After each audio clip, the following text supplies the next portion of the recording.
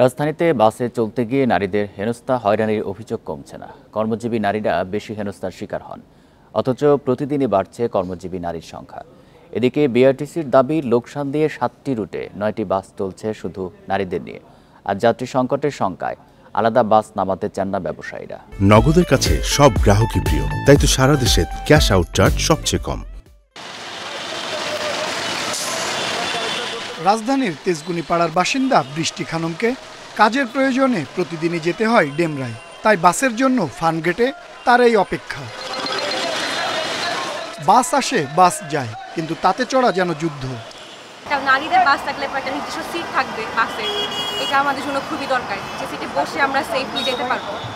BRT এর পরিসংখ্যান বলছে প্রতিদিন রাজধানীতে সরকারি বেসরকারি প্রায় 4500 বাস চলে, তবে এর মধ্যে শুধু নারীদের জন্য নির্ধারিত বাস খুবই কম।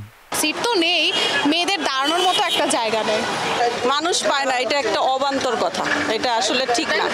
বিশ্লেষকরা বলছেন গণপরিবহনে হয়রানির শিকার হন 94% নারী, তাই সরকারি ও বেসরকারিভাবে আলাদা বাস নামানোর তাগিদ তাদের।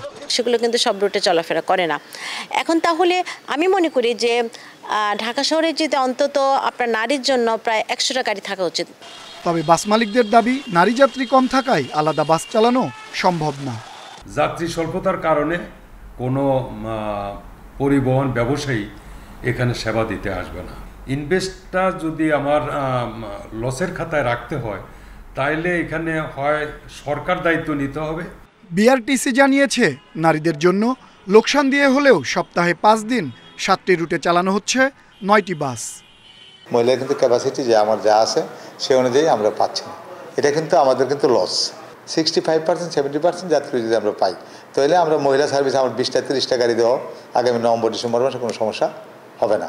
1998 সালে চালু হয় বিআরটিসির নারী বাস সার্ভিস। 3 বছরের মধ্যেই তা প্রায় বন্ধ হয়ে যায়। 2018 সালে বেসরকারি বাস দোলনচাপা যাত্রা শুরু করলেও এখন দেখা যায় না।